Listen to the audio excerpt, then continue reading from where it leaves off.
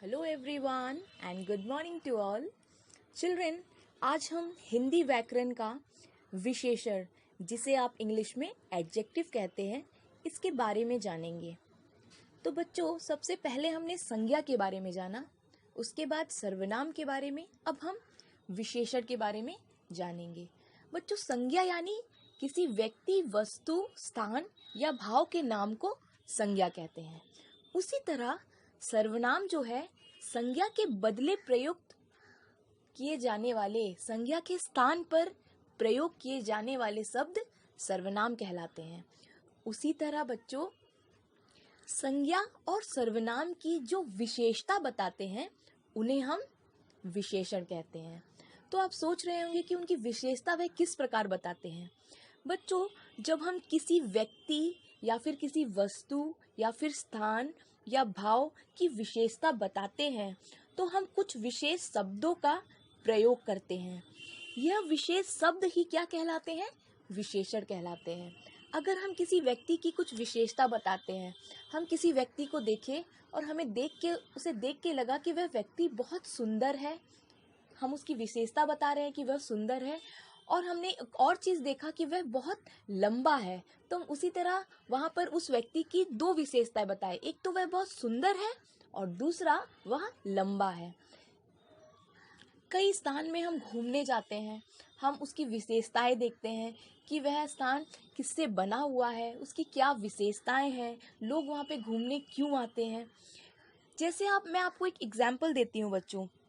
जैसे आप एक टमाटर को ही देखिए, उसे देखकर आपको उसकी क्या विशेषताएं समझनी है। सबसे पहले आप देखते हैं कि वह टमाटर जो होता है वह लाल होता है, वह लाल रंग का होता है। दूसरा कि वह खाने में क्या होता है? खट्टा होता है। तो हमने टमाटर की विशेषताएं बताई।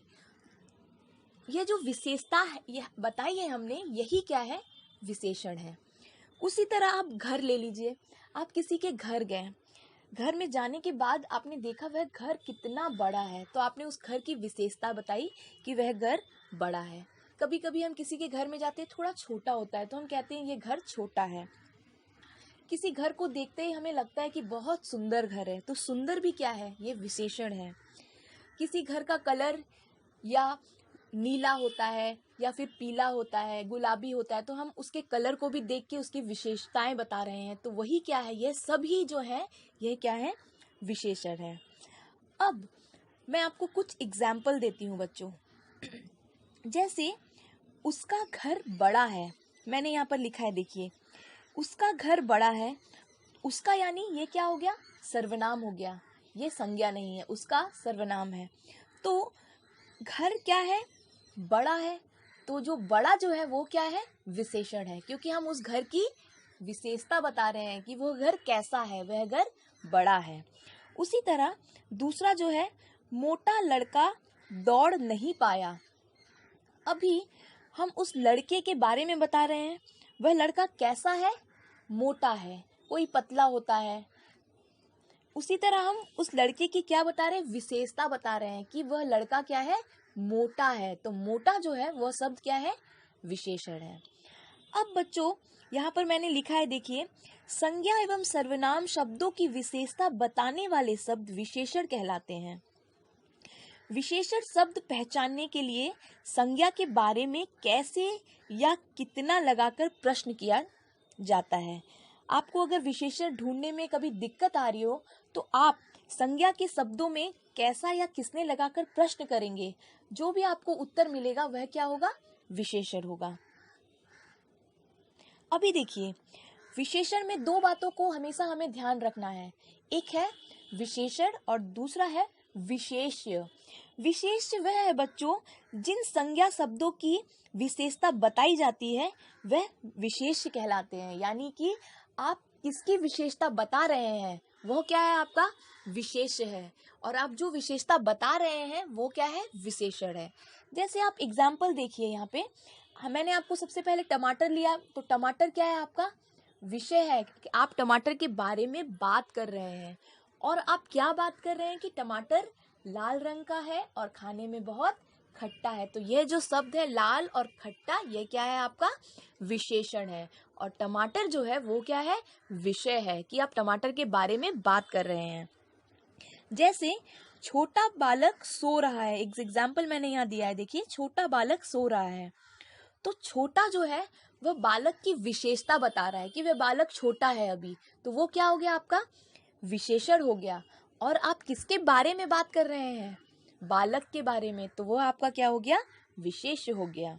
इसी तरह बच्चों विशेषण में आपको विषय और विशेष्य और विशेषण को ढूंढना पड़ता है।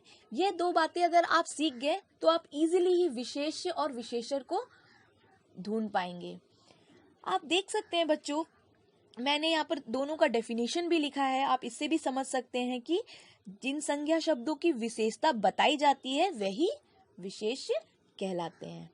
अब हम संज्ञा और सर्वनाम के बारे में तो बात कर चुके हैं, विशेषण के बारे में भी मैंने आपको बता दिया। अब हम सर्वनाम और संज्ञा के भेदों को छोड़कर अब हम विशेषण के कितने भेद होते हैं उसके बारे में जानेंगे। बच्चों विशेषण के 4 भेद होते हैं। पहला जो है वह गुणवाचक विशेषण, दूसरा जो है वह परिमाणवाचक विशेषण, तीसरा संख्यावाचक विशेषण और चौथा जो है वो है सार्वनामिक विशेषण। अब हम एक एक करके इन 4 भेदों के बारे में जानेंगे। सबसे पहला जो है वह है गुणवाचक विशेषण। बच्चों गुणवाचक विशेषण जो शब्द संज्ञा एवं सर्वनाम शब्दों के गुण बताते हो, दोष बताते हो, आकार बताता हो कि वो किस आकार में है, गोल है, ओवल है, रेक्टेंगल है या फिर ट्रायंगल है, तो ये क्या है आकार है। अवस्था बताते हो वह किस अवस्था में है, रूप रंग बताते हो, उसका कलर बताते हो, वह कैसा है दिखने में आदि का बोध कराते हैं, वे सभी क्या कहलाते हैं गुणवाचक विशेषण कहलाते हैं। गुणवाचक विशेषण में आपको रंग, रूप, गुण, दोष, आकार, अवस्था ये सब बातों का ध्यान रखना पड़ेगा। जैसे आप उदाहरण में देखिए यहाँ पर लिखा है रंग रूप, यानी आप गोरा, काला, सुंदर, कुरूप आदि। गुण यानी आप उसके गुणों को जाहिर करेंगे, मूर्ख, चालाक, भोला, चंचल आदि। अवस्था यानी स्वस्थ है या नहीं है वो, कमजोर है, बीमार है, युवा आदि। आकार यानी लंबा है, बड़ा है, ऊंचा है, गोल है, मोटा है, कैसा है, तो यह हो गया आकार। तो गुणवाचक विशेषण में हमें इन सभी चीजों का ध्यान रखना होगा। जैसे आप एग्जाम्पल देखिए, अभी अभी मैंने आपको एक एग्जाम्पल दिया था कि मोटा लड़का दौड़ रहा है, तो वह उस लड़के का गुण बता रहा है, क्या बता रहा है वह मोटा। तो मोटा क्या है आकार है, उसके बॉडी का जो शेप है, कोई लंबा होता है, कोई पतला होता है, कोई मोटा होता है, वह क्या है आकार है, तो यह क्या होगा गुणवाचक विशेषण। उसका घर बड़ा है, तो बड़ा भी क्या बता रहा है आकार बता रहा है, बड़ा, छोटा, यह सभी क्या है आकार है। वीर सैनिक देश की रक्षा करते हैं, वह क्या है वीर है, तो यह क्या बता रहा है उनका गुण बता रहे हैं कि वह वीर है, वह वीर सैनिक है। तो यह सब किसके अंतर्गत आएंगे गुणवाचक विशेषण के अंतर्गत आएंगे। तो बच्चों अब हम दूसरा जो है वह है परिमाणवाचक विशेषण की ओर बढ़ते हैं। तो बच्चों अब हम परिमाणवाचक विशेषण की ओर बढ़ते हैं। परिमाणवाचक विशेषण संज्ञा एवं सर्वनाम की मात्रा या परिमाण के विषय में बताते हैं, जैसे उन्हें परिमाणवाचक विशेषण कहते हैं। परिमाणवाचक विशेषण से किसी वस्तु, कोई भी सामान जो होता है उसके किसका पता चलता है हमें, परिमाण यानी किसी वस्तु के नाप या तौल का पता चलता है कि वह कितना है, कितने ग्राम का है, कितने किलो का है, कितना मीटर है। उसी तरह परिमाणवाचक विशेषण में हमें नाप तौल के भाव का बोध होता है। जब हमें इस तरह का अगर कुछ सेंटेंस मिलता है कि हमें वहाँ पर किसी के नाप या तौल का पता चले, तो वह क्या परिमाणवाचक विशेषण कहलाता है। परिमाणवाचक विशेषण भी 2 प्रकार के होते हैं, एक है निश्चित परिमाणवाचक विशेषण और दूसरा जो है अनिश्चित है। जब हमें निश्चित परिमाणवाचक विशेषण का पता चलता है, जैसे आप किसी दुकान में गए और आपने कहा कि 5 मीटर कपड़ा दीजिए, तो आप वो निश्चित है कि आपको 5 मीटर ही कपड़ा चाहिए। उसी तरह अनिश्चित यानी कि कपड़े दे दीजिए, कितना मीटर आपको पता नहीं है, वह अनिश्चित है। आपको पता नहीं है कि आपको कितना कपड़े लेना है, 5 मीटर लेना है, 1 मीटर लेना है, 2 मीटर लेना है, आपको नहीं पता है, तो यह किसके अंतर्गत आएगा? अनिश्चित परिमाणवाचक विशेषण। जैसे अनिश्चित में आ जाएगा थोड़ी चाय, पता नहीं है आपको कितनी चाय। कुछ फल, कुछ पता नहीं है कि कितना फल चाहिए, 1 किलो चाहिए, आधा किलो चाहिए, 1 पाव चाहिए, आपको नहीं पता है, तो ये सब किसके अंतर्गत आएगा? अनिश्चित, मतलब आपको उसके नाप तौल का पता नहीं है। तीसरा जो है वह है संख्यावाचक विशेषण। संख्या यानी आपको पता है सभी को, नंबर। जो विशेषण संज्ञा एवं सर्वनाम की संख्या बताते हैं उन्हें संख्यावाचक विशेषण कहते हैं। संख्यावाचक विशेषण भी बच्चों 2 प्रकार के होते हैं, 2 भागों में उसे बांटा गया है। एक है निश्चित संख्या और एक है अनिश्चित संख्या। निश्चित यानी कि आपको कितना चाहिए, 10 केले चाहिए, 5 केले चाहिए। आपकी क्लास में कितने छात्र हैं, 5 छात्र हैं, आपको पता है, वो निश्चित है कि हाँ मेरी क्लास में 35 स्टूडेंट हैं, 5 छात्र हैं, 10 टीचर हैं, तो इसी तरह ये निश्चित है, आपको इतना ही चाहिए। और अनिश्चित यानी कुछ छात्र, आपको पता नहीं है कि टोटल कितने हैं। थोड़े आदमी, थोड़े हैं मतलब नहीं पता है कि 3 है, 4 है, 10 है, 15 है, आपको नहीं पता है। तो जब ऐसी संख्या में आपको पता चले कि हाँ संख्या 10 है, 11 है, तो आप वह निश्चित संख्यावाचक होगा। और अनिश्चित यानी कुछ, थोड़ा आपको अनिश्चित है, वह पता नहीं है आपको कितने हैं। जब भी आपको किसी संख्या का बोध बताते हैं वह संख्यावाचक विशेषण कहलाते हैं। और परिमाण यानी आपको नाप तौल के भाव का पता चलता है। अब आप देख सकते हैं बच्चों कि आप किसी गार्डन में गए, वहां पर आपने देखा 2 तितलियां एक साथ उड़ रही हैं।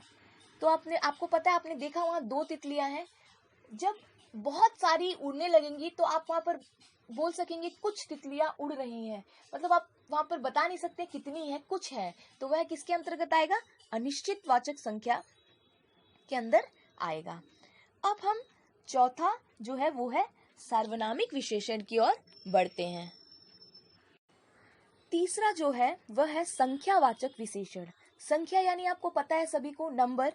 जो विशेषण संज्ञा एवं सर्वनाम की संख्या बताते हैं उन्हें संख्यावाचक विशेषण कहते हैं। बच्चों, सार्वनामिक विशेषण जो सर्वनाम शब्द विशेषण के रूप में संज्ञा एवं सर्वनाम की विशेषता बताते हैं। जो सर्वनाम जो शब्द है वह विशेषण के रूप में संज्ञा एवं सर्वनाम की विशेषता बताते हैं, उन्हें सार्वनामिक विशेषण कहते हैं। एक विशेष जानकारी है बच्चों, जैसे सार्वनामिक विशेषण में सर्वनाम जो है वह संज्ञा से पूर्व लगता है। पूर्व यानी पहले। अगर आपको संज्ञा दिया है वहां पर, तो आपको सर्वनाम जो मिलेगा वो कहाँ मिलेगा? संज्ञा के बाद नहीं मिलेगा, संज्ञा के पहले मिलेगा। जैसे मैंने यहाँ पर देखो एग्जाम्पल की ओर लिखा है कि यह मेरा घर है। देखिए घर है, घर के पहले क्या लगा है? मेरा। और यह दोनों ही क्या है? सर्वनाम है। तो ये ध्यान में रखना है कि आपको सार्वनामिक विशेषण जो है वह संज्ञा के पहले मिलेगा, बाद में नहीं मिलेगा। वह पुस्तक तुम्हारी है। देखिए पुस्तक ये क्या है? संज्ञा है, तो संज्ञा के पहले क्या लगा है? वह, जो सर्वनाम है, तो यह क्या हो जाएगा? सर्वनामिक विशेषण। तीसरा जो है वह बच्चे सो रहे हैं। तो बच्चे जो है वो है आपका संज्ञा, और बच्चे के पहले क्या लगा है? वे, तो ये आपका क्या है? सर्वनाम है। तो सार्वनामिक विशेषण जो है वह संज्ञा के पूर्व लगते हैं। तो आप संज्ञा के पूर्व लगने वाले सर्वनाम को आप कह सकते हैं वह सर्वनामिक विशेषण है। देखिए यहाँ पर लिखा है कि आप पढ़ चुके हैं कि सर्वनाम शब्द संज्ञा शब्दों के स्थान पर आते हैं, पर जब कोई सर्वनाम शब्द किसी संज्ञा शब्द के साथ आता है और उसकी ओर संकेत कराने का काम करता है कि संज्ञा और सर्वनाम दोनों शब्द आ रहे हैं और वह संकेत करा रहा है, तो वह सर्वनाम नहीं रहता, वह सर्वनामिक विशेषण कहलाता है। एक ही सेंटेंस में आपको सर्वनाम और संज्ञा दोनों मिला है, इसीलिए इसका नाम क्या कहा गया है? सर्वनामिक विशेषण। अभी देखिए उस माली ने यह पौधे लगाए हैं। तो माली जो है वो है क्या है? संज्ञा है। पौधे जो है वह भी संज्ञा है। तो माली के पहले क्या लगा है? सर्वनाम लगा है, और पौधे के पहले भी सर्वनाम लगा है। तो सर्वनामिक विशेषण जो है वह संज्ञा के पहले आता है। तो बच्चों यही है, यह, वह, वे आदि सर्वनामों का सर्वनामिक विशेषण के रूप में प्रयोग किया जाता है।